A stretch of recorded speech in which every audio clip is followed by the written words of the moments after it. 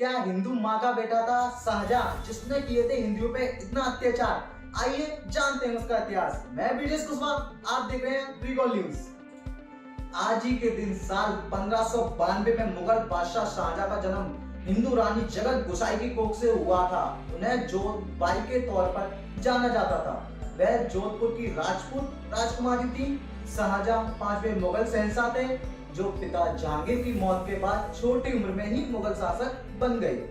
शाहजहां की मां राठौर राजपूत परिवार से थी। वो राजा उदय सिंह की बेटी थी जो मारवाड़ के शासक थे। हालांकि कहीं कहीं इतिहासकार गलती से उनका नाम जोधाबाई के तौर पर भी लेते रहे हैं। जोधाबाई को बिल्किस मकानी की पदवी मिली हुई थी।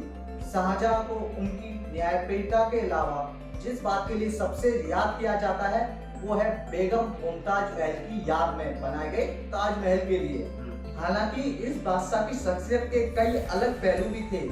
मुगल सम्राट ने साल 1627 में सत्ता संभाली, जिसके बाद से मुगल सल्तनत का लगातार विस्तार हुआ।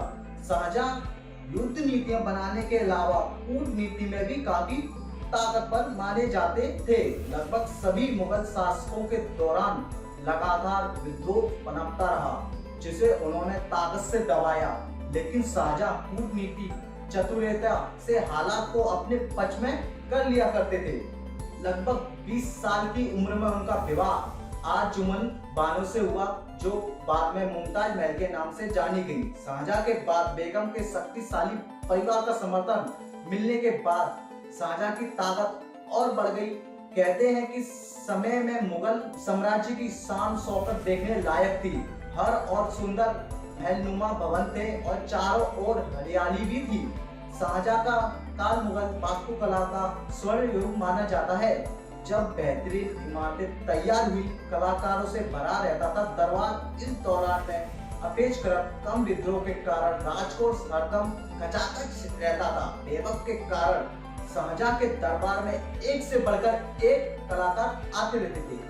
खुद शाहजहां एक कलाकार थे और कलाकारों को अच्छा खासा इनाम दिया करते थे।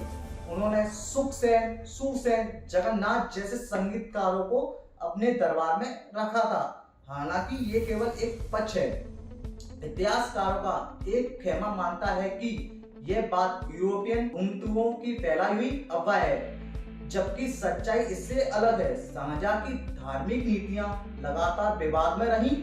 माना जाता है कि हिंदू माता की कोख से जन्मी ये संतान इस्लाम को लेकर ज्यादा ही आग्रही थी। उन्होंने हिंदुओं की तीर्थ यात्रा पर भारी कर लगाए, साथ ही कई ऐसे आदेश दिए जो हिंदुओं को परेशान करने वाले थे। माना जाता है कि सम्राट अकबर और जहांगीर के काल में जिस धर्मनिरपेक्षता का माहौल दिखता था वो शाहजहां के समय में कमजोर पड़ा।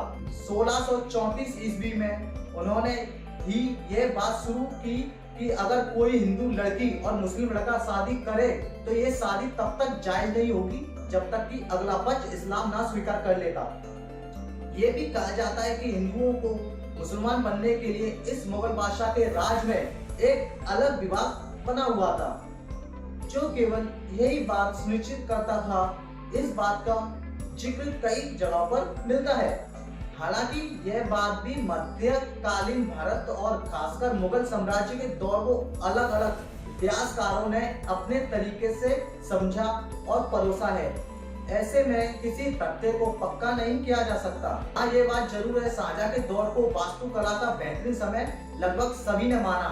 इसी तरह से ये भी कहा कि शासन के शुरुआती दौर में शाहजहां इस्लाम को लेकर कुछ कट्टर थे, लेकिन बाद के समय में वह लगातार उदार होते गए। शाहजहां अपने जमाने में कैसे भी शासक थे, पर आज के युग में उनके द्वारा बनाई गई हुई कला ताजमहल 7वें अजूबों में गिनी जाती रही।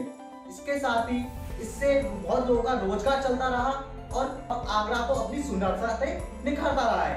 मैं ब्रिजेश कुशवाहा, मिलते हैं आपसे अगली खबर में कल से कल तक।